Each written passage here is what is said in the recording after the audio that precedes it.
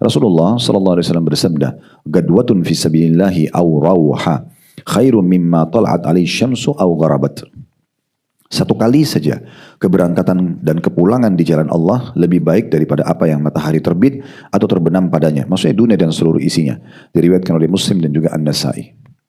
Mungkin teman-teman kalau yang belum paham tentang masalah kenapa untuk berperang dan mati syahid itu harus mengorbankan jiwa. Bagaimana supaya membuat jiwa kita tidak khawatir untuk ikut terlibat. Nah ini perlu difahami baik-baik tipsnya supaya kita faham. Yang pertama Bapak Ibu sekalian, kita nggak mungkin mati kecuali ajal sudah datang. Dan semua yang orang jadikan bahan cerita, oh si fulan mati karena sakit, si fulan mati karena tabrakan, si fulan mati karena meledak di atas pesawat, si fulan mati karena tenggelam di lautan, ditabrak kereta api, apalah. Semua itu cuma bahan ceritanya manusia. Tapi intinya ajalnya datang.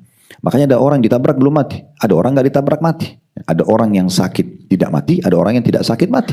Jadi itu semua cuma sebab saja, bahan cerita orang. Tapi sebenarnya ajalnya datang. Batas waktu Anda sudah harus mati di saat itu. Mau kita sudah urus makanan yang terbaik, yang paling sehat, mau kita selalu olahraga, hidup di lingkungan yang udaranya asri. Ya, semuanya ini kita jaga yang secara manusiawi dianggap bisa menjaga kesehatan dia. Dia ada security, keamanan, misalnya tidak ada yang ganggu dia, negaranya aman, merdeka. Tetap kalau ajalnya datang meninggal dunia. Mau dia olahragawan, mau dia pejabat, mau dia masyarakat biasa. Allah bilang, فَإِذَا جَاءَ أَجَلُهُمْ لَا يَسْتَأْخِرُونَ سَاعَةً وَلَا يَسْتَقْدِمُونَ. Kalau ajal mereka datang tidak akan diterlambatkan, tidak akan dimajukan sesaat. Tidak mungkin dilebihkan. Detik itu, jam 12.01 misalnya di hari Jumat, si fulan akan meninggal dunia. Maka 12.01 ruhnya dicabut. Mau dia sakit, mau dia sehat, mau dia lagi jalan, mau dia mau tidak mau, sama. Tidak akan ada hubungannya dengan masalah ajalnya. Itu yang pertama. Berarti kita masuk ke medan perang atau tidak masuk medan perang sama aja. Ya. Jadi tidak usah berpikir saya kalau masuk medan perang saya akan mati, belum tentu. Karena ulama mengatakan makna firman Allah Subhanahu wa taala tentang jihad, liyattakhidha minkum syuhada, Allah akan memilih siapa yang mati syahid di antara kalian. Jadi tidak semua orang mati. Makanya dalam sejarah peperangan Nabi saja di perang Badar, Bapak Ibu sekalian, jumlah pasukan umat Islam 314 orang. Jumlah pasukan kafir 1000. 1000 lawan 13. Dan zaman dulu berperangnya itu orang pedang dengan pedang. Depan mata bisa pasti mati, minimal luka gitu ya. Tapi subhanallah yang mati dari 314 sahabat itu hanya 60. Lebih sedikit yang meninggal. Di perang Uhud jumlah umat Islam 700. Yang meninggal 70, 10%-nya. Sementara jumlah orang kafir itu 3000 yang melawan mereka. Di perang Khandak dihitung jari yang meninggal dunia. Yang paling jelas adalah yang meninggal Sa'ad radhiyallahu anhu. Sa'ad bin Mu'adz radhiyallahu anhu yang meninggal karena kena panah yang tidak ditahu dari mana. Dan ada mungkin berapa 2-3 orang sahabat yang terluka. Jadi tidak banyak.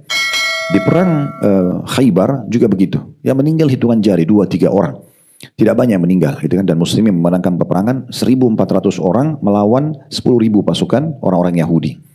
Kemudian juga di perang pembebasan kota Mekah, 10.000 pasukan muslim menghadapi satu kota Mekah. Jumlahnya mereka banyak sekali, tapi Allah buat mereka tidak bisa melakukan perlawanan dan menang. Ya. Dan korban muslimin tidak banyak. Di perang Hunain ada beberapa yang korban bersama Khalid bin Walid dari suku Aslam, tapi itu tidak banyak ya jumlahnya. Kemudian menghadapi musuh, jumlah mereka kurang lebih di Hunain itu 12.000, menghadapi hampir sekitar 30 ribuan. Ya, pasukan yang digabung antara laki-laki, perempuan dan anak-anak. Jadi jumlahnya sangat sedikit. Di perang Tabuk tidak ada umat Islam yang meninggal dunia karena mereka mengepung benteng orang-orang Nasrani waktu itu, bangsa Romawi, tapi mereka tidak berani melawan muslimin. Karena Kaisar Heraklius tahu kalau Nabi Muhammad SAW ada seorang nabi dan dia seorang pendeta, dia tahu. Dia bilang sama pasukannya, jangan keluar hadapi orang ini karena dia seorang nabi. Saya tahu ciri-cirinya dalam kitab Injil. Maka kalau kalian keluar kalian akan dikalahkan dan kalian akan terhina selamanya. Jadi perang Tabuk muslimin memenangkan peperangan. Jadi sebenarnya orang kalau masuk medan perang, tidak usah berpikir akan mati. Terbukti sekarang, bukankah kalau secara akal saya Bapak Ibu sekalian, bom yang dilempar di Gaza itu lebih besar daripada kasus Hiroshima dan kasus yang dilempar di Jepang ya di perang dunia waktu itu oleh Amerika. Itu lebih besar jumlahnya. Kenapa sekarang masih banyak orang yang tidur di Gaza? Harusnya orang mati, gak semua orang mati. Karena memang ajalnya nanti kalau datang baru mati. Gitu. Gak bisa memang, sudah situ gitu sistemnya. Jadi pahami baik-baik ini. Kita dimanapun berada, tetap nanti ajal datang baru mati. Di rumah kami, keluarga kami di Makassar, ada seorang paman kami, Profesor Rahimahullah, meninggal di umur 46 tahun. Prestasi dunianya sudah sampai profesor, menjadi rektor, ketua yayasan di kampus yang sangat besar di sana. Dan tidak punya kekurangan secara fisik, suka olahraga dan segala macam, Masya Allah. Tapi ajal meninggal. Di rumah beliau, ada tantenya, itu umurnya sudah 60 tahun lebih waktu itu dan tidak meninggal kecuali di umur 80 tahun kalau tidak salah. Memang belum ajal, padahal tante beliau itu yang merupakan nenek kami sampai udah susah jalan ke kamar mandi, harus dibantu. Tapi semua belum ajal datang nggak meninggal, belum ajal datang tidak meninggal. Jadi pahami baik-baik poin ini ya. Jadi tidak usah khawatir tentang masalah jihad nanti saya mati, ya tidak bisa. Terus yang kedua, namanya perang, ya memang risiko untuk mendapatkan mati syahid dengan segala macam keutamaannya. Orang mati syahid itu akan diampuni dosanya dari awal darahnya netes. Kata Nabi SAW, dari lukahnya akan keluar bau lebih wangi dari kasturi di hari kiamat.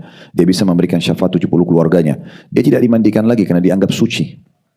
Orang semuanya kalau meninggal biasa kan dimandikan dulu, dibersihkan. Orang mati syahid tidak, dikubur dengan bajunya itu. Tidak lagi pertanyaan mungkar nakir di kuburan. Kuburannya jadi taman dari taman surga. Lolos di timbangan amal, tidak ada timbangan amal karena semua dosanya dimaafkan kecuali utang. Itu pun utangnya ya bisa saja kalau ahli warisnya bayarkan selesai misalnya, atau dia selesaikan sebelum dia berjihad. Kemudian juga dia akan melewatin sirat termasuk golongan-golongan pertama dan mendapatkan surga tertinggi di sana. Ini kuncinya mati di jalan Allah. Memang mati. Nah mati itu ya kayak teman-teman kita di Palestina memang kena bom badannya, kepalanya putus, ya sudah begitu. Tetapi yang perlu kita garis bawahi, orang-orang yang sudah mati itu tidak merasakan lagi.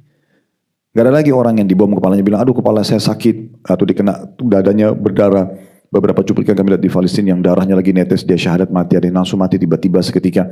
Dia tidak lagi mengatakan, aduh dada saya sakit atau kepala saya sakit, nggak ada. Orang mati hanya merasakan satu sakaratil maut, proses pencabutan ruh. Kalau dia orang beriman akan mudah, kata Nabi SAW, seperti air keluar dari mulut kendi. Kalau dia orang kafir akan sulit, seperti bulu domba, ruhnya itu yang dibasahkan, dililitkan di pohon berduri, kemudian ditarik dengan keras. Maka berantakanlah bulu domba tersebut. Jadi itu yang dirasakan. Oleh karena itu kita tidak perlu khawatir dengan masalah-masalah seperti ini. Ya, ini perlu kami titik beratkan supaya jangan kita berpikir sudahlah saya tidak usah dengar masalah bab jihad. Saya juga takut mati. Kita pasti akan mati kok. Tidak mungkin tidak gitu ya. Ahli bela diri kayak Bruce Lee mati juga. Ya. Siapapun binaragawan mati semuanya. Nah, semua akan mati. Ya. Dengan orang yang sakit sehat juga akan mati. Kaya dan miskin mati, pejabat dan nabi-nabi saja mati. Tapi memang dengan apa yang kami sampaikan tadi, kalau ajalnya sudah datang, mereka pun pada saat mati tidak lagi membahas apa yang dia rasakan, tapi dia cuma tahu malaikat cabut ruhnya dan selesai urusannya. Nah beruntunglah orang yang faham ini, sehingga mereka tidak menyia-nyiakan kalau ada peluang untuk berperang, gitu ya, untuk berperang. Bahkan teman-teman kita di Palestina, kemarin saya waktu ditanya di salah satu majelis, Ustadz bagaimana kita memahaminya, bagaimana kasih sayangnya Allah kepada orang-orang Palestina, mereka dibombardir, mereka hilang hartanya, mati depan mata istri, suaminya, anaknya. Terus saya jawab, saya bilang, ya ini justru kasih sayangnya Allah sama mereka. Kita harusnya cemburu, gitu kan. Karena mereka di depan mata dikasih mati syahid, memang mati syahid, ya harus begitu. Mati namanya kan gitu. Dibunuh musuh memang, ya. Ya sudah begitu, tapi mereka tidak rasakan lagi sakitnya fisik tersebut pada saat meninggal dunia. Ya sudah tidak merasakan. Dan mereka akan sangat bahagia. Kata Nabi Muhammad SAW, semua orang yang mati tidak berharap kembali ke dunia, kecuali orang yang mati syahid. Berharap dikembalikan ke dunia untuk dibunuh lagi, kemudian mereka hidupkan lagi. Dibunuh lagi, begitu terus. Jadi yang dirindukan orang yang mati syahid itu, proses dia ditusuk, proses dia kena bom. Karena dengan itu, hitungan detik, dia bisa mendapatkan surga dan semua fasilitas yang dikasih. Jadi nggak ada nilainya itu, gitu kan. Sampai Nabi Muhammad SAW mengatakan, demi zat yang jiwaku dalam genggaman, saya berharap, saya ikut berperang, saya terbunuh, lalu saya dihidupkan lagi. Saya ikut perang, saya terbunuh, saya dihidupkan lagi. Begitu terus, Nabi SAW ulangi sampai 10 kali. Artinya memang tidak ada yang perlu dikhawatirkan dengan soal-soal seperti ini. Jadi kita perlu faham tips ini, supaya tidak perlu khawatir di saat ada kesempatan untuk menghadapi kematian. Toh juga kita akan meninggal dunia. Dan itulah mati yang terbaik. Sampai Nabi SAW menjanjikan pahala yang besar bagi orang yang berangan-angan agar matinya ditutup dengan mati syahid. Kata beliau dalam hadis ya, man talaba syahadata bisidq ballagahu Allahu manazil syuhada wa in mata ala firashi. Siapa yang betul-betul berharap dalam hatinya mati syahid, maka Allah akan berikan dia kedudukan orang yang mati syahid di akhirat nanti, surga tertinggi bersama orang mati syahid walaupun dia mati di atas ranjangnya. Karena hatinya bergelora ingin menutup hidupnya dengan mati yang mulia ini. Baik, dari hadis ini kita ambil pelajaran tadi ya, ini yang saya baru jelaskan panjang lebar, bagaimana memotivasi diri kita untuk berperang, berjihad di jalan Allah Subhanahu Wa Taala, dan kurang lebih keutamanya sama. Kalau orang pergi berperang dalam sehari atau sekali saja, pergi dan pulang itu lebih baik daripada dunia dan seluruh isinya. Hadis ketiga, Bapak Ibu sekalian rahimani wa rahimakumullah, dengan sanad sahih, dan ini urutan 1263 dari awal kita belajar. Dari Sahal bin Sa'ad radhiyallahu anhu bahwasanya Rasulullah sallallahu alaihi wasallam bersabda, ribatu yaumin fisabilillah khairu minad dunya wa ma 'alaiha wa mawdi'u sawti ahadikum minal jannati khairu minad dunya wa ma 'alaiha wa rawhatu yaruhuha al-'abdu fi sabilillah awil ghadwa khairu minad dunya wa 'alaiha. Melakukan ribat satu hari di jalan Allah lebih baik daripada dunia dan apa yang ada di atasnya. Dan letak cemeti seseorang dari kalian di surga lebih baik daripada dunia dan apa yang ada di atasnya. Satu kali kepulangan atau kepergian yang dilakukan oleh seorang hamba di jalan Allah itu lebih baik daripada dunia dan apa yang ada di atasnya. Diriwayatkan oleh Bukhari, Tirmidzi, Ibnu Majah, dan hadis ini sudah pernah disebutkan pada awal bab jihad di bab pertama. Hadis ini tidak ada sesuatu yang baru tentunya, kecuali yang potongan pertama kita mengingatkan kembali, yaitu kata Nabi SAW, ribat satu hari di jalan Allah lebih baik daripada dunia dan seluruh yang ada di atasnya. Dan kita ingatkan kembali ribat, berarti Bapak Ibu datang di perbatasan antara Muslim sama orang non-Muslim yang lagi berperang. Kita sesaat saja di sana, itu lebih baik daripada dunia dan seluruh isinya. Nah teman-teman kita di Palestina sekarang semuanya ribat. Berarti setiap detik hidupnya itu lebih baik daripada dunia dan seluruh isinya. Ini sudah pernah kita sebutkan di bab ribat secara khusus ya. Karena ribat satu hari lebih baik daripada dunia dan seluruh isinya gitu ya. Ini berarti menandakan pahalanya sangat besar. Nah satu waktu kalau Anda lagi ke Palestina, Anda lagi mau ke Aqsa, niatkan ribat karena wilayah itu lagi dijajah. Kita sudah bisa mendapatkan pahala ribatnya. Sisanya hampir sama tadi ya. Jadi kita tidak mengulangi lagi. Hadis nomor 4, Bapak Ibu sekalian, dengan sanad hasan di ghairihi, menjadi hasan karena dikuatkan dengan riwayat-riwayat lain, dan ini urutan 1264 dari awal belajar berbunyi dari Ibnu Umar radhiyallahu anhu bahwa Rasulullah sallallahu alaihi wasallam bersabda, "Al-ghazi fi sabilillah wal hajju ila baitillah wal mu'tamiru wafdullah da'ahum fa'ajabu." Orang yang berperang di jalan Allah, orang yang pergi haji ke Baitullah, dan orang yang melakukan umrah adalah para delegasi Allah. Mereka diundang oleh Allah, lalu mereka memenuhinya. Hadis ini diriwayatkan Ibnu Majah dan Ibnu Hibban dalam Sahihnya, dan ini lafadznya Ibnu Hibban. Keduanya dari Imran bin Uyainah, dari Atha bin As-Sa'ib, dari Mujahid, darinya atau Ibnu Umar, dan juga oleh Al-Baihaqi dari jalur ini namun dengan sanad mauquf atau hanya sampai sahabat saja. Ia tidak memarfukannya, tidak langsung kepada Nabi sallallahu alaihi wasallam. Ini juga sudah pernah dibahas di kitab haji di bab 1. Ini kan kitab jihad. Sebelumnya kita pernah bahas kitab haji. Nah, di sini disebutkan ada 3, pelajaran pertama ada 3 utusan Allah atau delegasi Allah. Tepatnya tamu Allah lah ya, tamu Allah. Yang pertama adalah orang yang berperang di jalan Allah. Jadi itu mulia. Jangan dianggap mereka itu pergi dan menyusahkan diri, sama sekali tidak. Tapi orang yang berperang justru menjadi pilihan kedua Allah Subhanahu wa taala. Kemudian begitu juga dengan orang yang haji, yang kedua, dan yang ketiga orang yang umrah. Makanya pernah kita sebutkan di bab itu tentang motivasi bagaimana mengulang-ulangi haji dan umrah. Yang penting dengan tata cara yang benar. Karena ini pahala yang sangat besar. Dalam hadis yang lain kata Nabi SAW waktu Aisyah bertanya, "Ya Rasulullah, kami lihat jihad itu besar sekali pahalanya. Apakah kami wanita juga pergi berperang berjihad?" Kata Nabi SAW, "Kalian pergi berjihad yang tidak ada peperangan di dalamnya, haji dan umrah." Gitu ya. Maka dengan mengulang-ulangi ini berarti sama saja ibu-ibu mendapatkan pahala jihad. Walaupun ikut berperang dibolehkan. Karena setiap kali Nabi SAW pergi berperang, biasanya tidak kurang dari 20 orang wanita ikut bersama beliau. 20 orang wanita ikut bersama beliau, kadang-kadang mengobati orang yang sakit, luka, memasakkan, dan seterusnya. Ya. Dan kadang-kadang juga bahkan membagi air untuk para mujahidin, sebagaimana Aisyah bercerita begitu. Di saat lagi berkecamuk perang, beliau membagi-bagi air dengan para wanita-wanita muslim kepada mujahidin yang kehausan menuju ke pinggir peperangan lalu dikasih. Dan terkadang mereka juga terlibat. Seperti kisah Nusaibah binti Ka'ab radhiyallahu anha. Kalau ibu-ibu mau searching, cari namanya Nusaibah binti Ka'ab. Orang ini wanita yang sangat mulia, pemberani sekali. Beliaulah yang menggerakkan suami dan anak-anaknya selalu berperang, dan beliau juga ikut. Bahkan kata Nabi SAW, di perang Uhud, waktu serangan Quraisy lagi menuju kepadaku, aku temukan Nusaibah binti Ka'ab mematahkan serangan tersebut dengan pedangnya. Wanita ini juga terlibat. Bagian ini mungkin yang bisa diambil dari hadis nomor 4, sementara riwayat nomor 5, urutan nomor 5 hanya penyebutan riwayat. Dengan sanad sahih urutan 1265 dari awal belajar, dan diriwayatkan juga serupa dengannya dari Abu Hurairah oleh An-Nasa'i, Ibnu Majah, dan Ibnu Khuzaimah dalam sahihnya.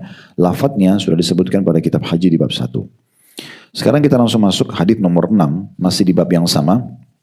Dan tentu di bab kita ini cukup banyak hadisnya ya. Ada belasan hadis yang dibahas di bab ini sampai kurang lebih hadis ke-15.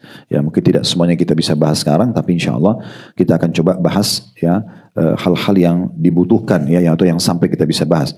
Kemungkinan besar kita akan bahas sampai hadis nomor 6 saja. Ini hadis terakhir kita bahas dari kita buka pertanyaan. Karena hadis nomor 6 kurang lebih ada 2 riwayat ya, ada 2 riwayat yang akan dibahas di nomor 6 ini. Riwayat nomor Rami dengan sanad sahih ini urutan 1266 dari awal belajar bermula dari Abu Hurairah radhiyallahu anhu, ia berkata, Rasulullah sallallahu alaihi wasallam bersabda, "Tadammanallahu liman kharaja fi sabili la yukhriju illa jihadun fi sabili wa imanun bi wa tasdiqun bi rusuli wa huwa dhaminun an udkhilahu al-jannah aw urji'ahu ila manzilihi alladhi kharaja min na'ilan ma nala min ajrin aw ghanimatin walladhi nafsu Muhammadin biyadi ma kallamun ما كلم يكلم في سبيل الله إلا جاء يوم القيامة كهيئته حين كلم لونه لون دم وريحه ريح مسك والذي نفس محمد بيدي لولا أن أشق على المسلمين ما قعدت خلاف سرية تغزو في سبيل الله أبدا ولكن لا أجد سعة فأحملهم ولا يجدون سعة ويشق عليهم أن يتخلفوا عني والذي نفس محمد بيدي لوددت أن أغزو في سبيل الله فأقتل ثم أغزو فأقتل ثم أغزو فأقتل. Riwayat panjang ini terjemahannya Bapak Ibu sekalian, Allah memberikan jaminan bagi orang yang keluar di jalannya. Dia berfirman, Allah berfirman, tidak ada yang membuatnya keluar selain jihad di jalanku, keimanan kepadaku, dan keyakinan kepada para utusanku. Maka ia dijamin untuk aku masukkan ke dalam surga, atau aku kembalikan ke rumah tempat tinggalnya yang dari tempat ia keluar, dengan meraih pahala atau harta rampasan perang. Dan demi jiwa Muhammad yang ada di tangannya, maksudnya demi Allah, tidak ada suatu luka tikaman yang terjadi dalam jihad di jalan Allah, melainkan ia akan datang pada hari kiamat nanti seperti sedia kala saat terluka. Warnanya adalah warna darah, sedangkan baunya adalah bau harum minyak kasturi. Dan demi jiwa Muhammad yang berada di tangannya, kalau sekiranya aku tidak menyulitkan kaum muslimin, niscaya aku tidak akan berhenti mengutus pasukan kembali setelah mengutus satu pasukan untuk berperang di jalan Allah. Namun aku tidak mempunyai keluasan harta dalam kurung berupa hewan tunggangan untuk membawa mereka, dan mereka pun tidak mempunyai keluasan harta tersebut. Sedangkan sangat memberatkan hati mereka kalau mereka tidak ikut serta denganku. Dan demi jiwa Muhammad yang ada di tangannya, sungguh aku sangat ingin berperang di jalan Allah, lalu aku sendiri mati terbunuh syahid. Kemudian aku berperang, lalu aku terbunuh lagi, kemudian aku berperang, lalu aku terbunuh lagi. Diriwayatkan oleh Imam Muslim, dan ini adalah lafadznya Imam Muslim, dan diriwayatkan oleh Imam Malik, Bukhari, dan juga An-Nasai. Sementara riwayat An-Nasai berbunyi, Takaffalallahu liman jahada fi sabili la yukhrijuhu illa al-jihadu fi sabili wa tasdiqun bi kalimati an yudkhilahu al-jannah aw yaruddahu ila maskanihi bima nala min ajrin aw ghanimah. Allah telah menjamin orang yang berjihad di jalannya, tidak ada yang membuatnya keluar dari rumahnya selain jihad di jalannya, N-nya besar kata ganti Allah, dan keyakinan kepada kalimat-kalimatnya, N-nya lagi besar kata ganti Allah, bahwa D-nya juga dibesarkan karena kata ganti Allah, dia akan memasukkannya ke dalam surga atau mengembalikannya ke tempat tinggalnya dengan membawa pahala atau harta rampasan perang yang dia raih. Di situ ada dalam kurung, kalau yang pegang bukunya Al-Hadith, maksudnya hadith ini masih panjang, cuman dipotong sampai sini oleh Al-Mundhiri penulis buku kita karena hanya mengambil saksi bahasan. Berarti hadis ini masih banyak lanjutannya tentunya ya, tapi ini sampai sini diangkat oleh penulis. Baik, dari hadis ini kita ambil pelajaran teman-teman sekalian. Yang pertama, adanya jaminan dari Allah Subhanahu wa taala siapa yang keluar berjihad di jalan Allah. Dan jaminan ini akan didapatkan tentunya karena jaminan ini akan dimasukkan ke dalam surga atau dipulangkan ke rumahnya dengan membawa pahala atau ghanimah, harta rampasan perang. Berarti dia mati terbunuh syahid masuk surga, atau dia pulang membawa kemenangan dan membawa harta rampasan perang ghanimah yang halal buat dia. Ini jaminan. Tapi syaratnya itu dikatakan Allah menjamin bagi orang yang keluar di jalannya, ya, yang tidak keluar berjihad kecuali karena ingin berjihad di jalan Allah. Itu niatnya, karena ingin meninggikan kalimat Allah dan karena keimanan. Ya, karena dia yakin Allah yang perintahkan, dan juga membenarkan penyampaian para rasul-rasul, termasuk Nabi Muhammad SAW yang memerintahkan jihad.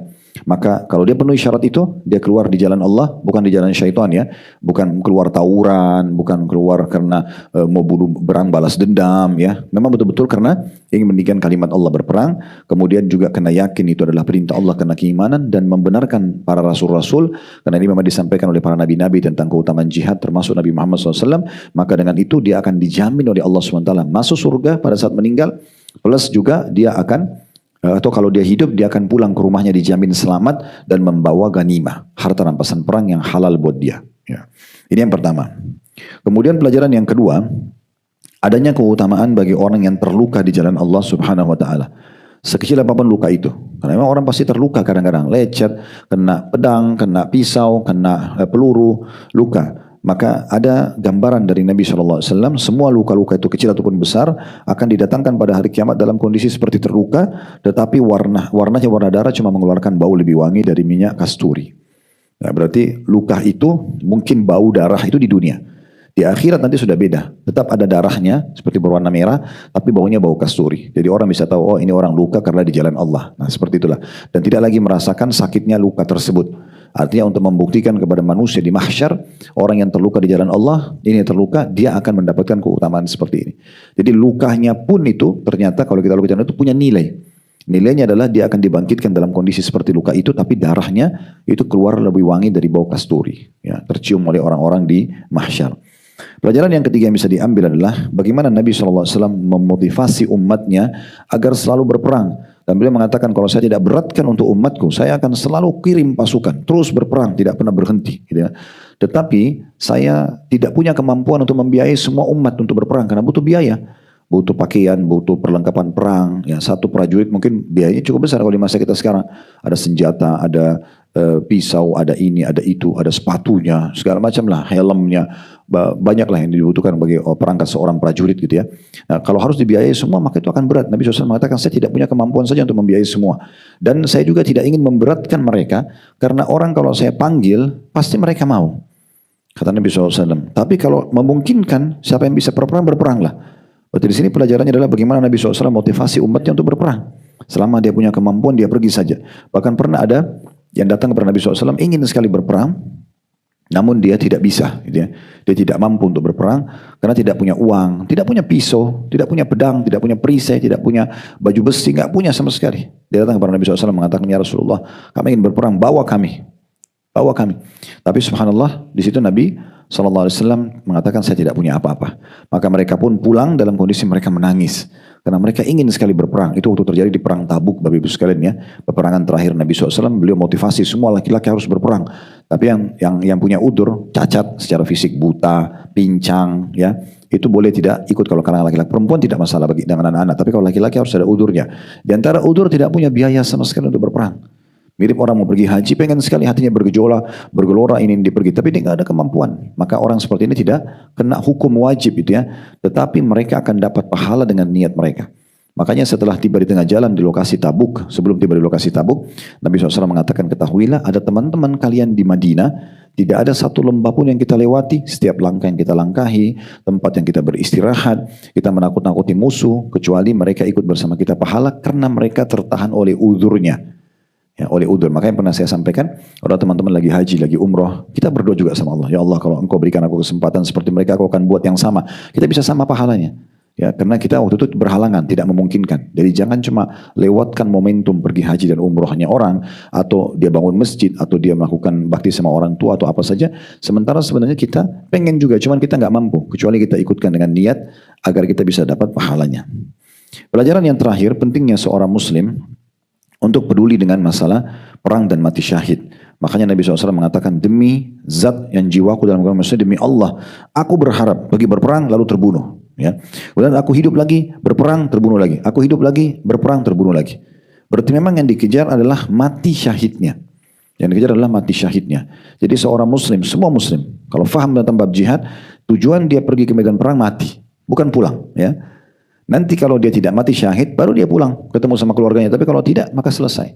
Dan berapa banyak dinukir riwayat-riwayat dari orang-orang soleh sebelum kita, mereka itu kalau pergi berperang sudah janjian. Suaminya sudah janjian sama istrinya. Saya doakan supaya saya mati syahid, ya kita janjian ketemu di surga. Bukan lagi pulang, supaya pulang selamat. Memang dia maunya mati syahid. Kalau dia pulang nanti belum datang ajalnya, belum Allah pilih sebagai seorang yang mati syahid, maka dia kumpul lagi sama keluarganya. Toh juga satu waktu dia akan meninggal dunia. Tapi mereka selalu menjadikan mati syahid adalah target utamanya. Nanti akan ada bab setelah kita jelaskan 15 hadis ya. Dalam bab ini bab ke-6, nanti bab ke-7 ada anjuran memohon mati syahid. Itu kita akan bahas nanti bab setelah ini tentunya ya. Nah, mungkin 2 kali atau 3 kali pertemuan lagi baru kita bahas insyaAllah.